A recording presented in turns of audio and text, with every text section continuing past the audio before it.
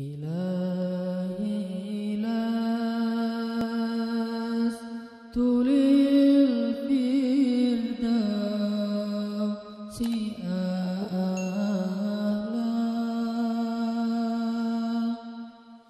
ولا أقوى على النار الجحيم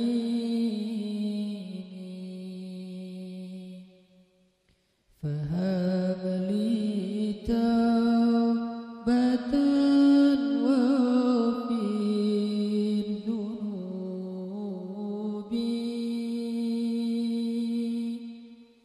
فإنك غافر الذنب العظيم.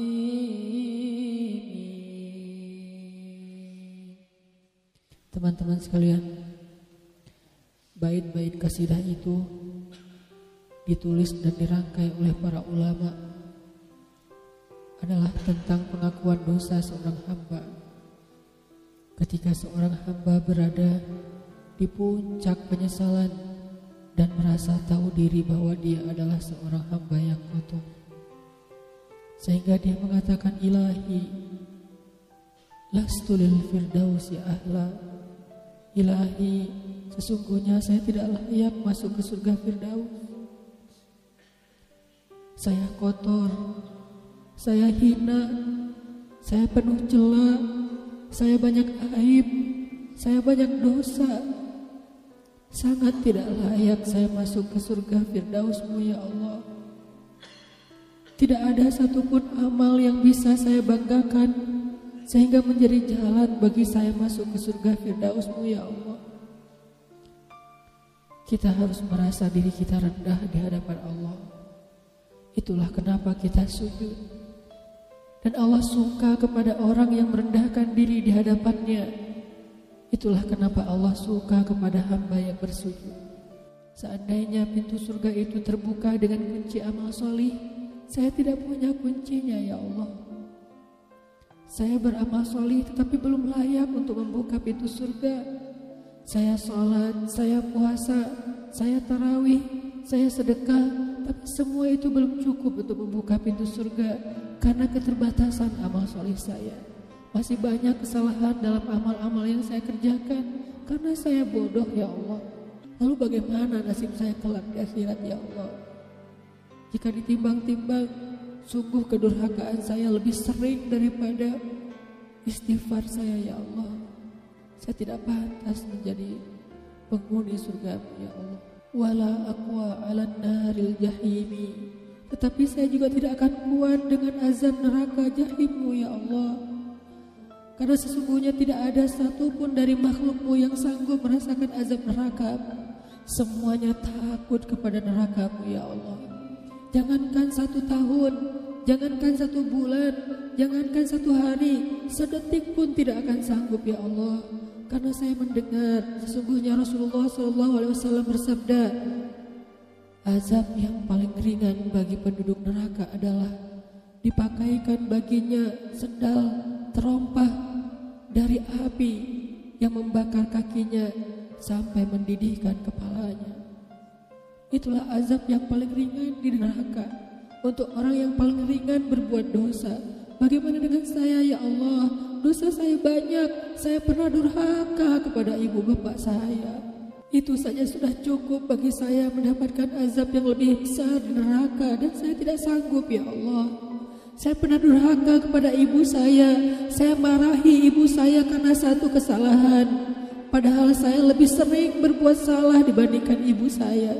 Tapi ibu memaafkan saya. Ketika di waktu kecil saya memecahkan barang-barang ibu saya memungut barang-barang itu sambil tersenyum, membelai kepala saya, mengatakan nasihat-nasihat yang baik. Sama sekali ibu saya tidak marah kepada saya saat itu. Tapi ketika telah dewasa, tidak sengaja ibu saya yang sudah tua renta kadang memecahkan barang saya, merugikan sedikit saja dari harta saya marah seperti setan ya Allah. Saya bentak ibu saya ya Allah, bahkan kadang membuat ibu saya terluka, kaget, takut. Pantaskah seorang ibu merasa takut terhadap anak yang dia kandung 9 bulan, yang dia lahirkan dengan taruhan nyawa, yang dia susui dengan darah dagingnya, yang dia didik, dia jaga, yang dia berjaga di malam hari tidak tertidur demi untuk menjaga anaknya dari seekor gigitan nyamuk? Pantaskah ibu merasa takut terhadap anaknya sendiri? Cukup satu dosa besar saja durhaka kepada ibu membuat saya pantas masuk api neraka.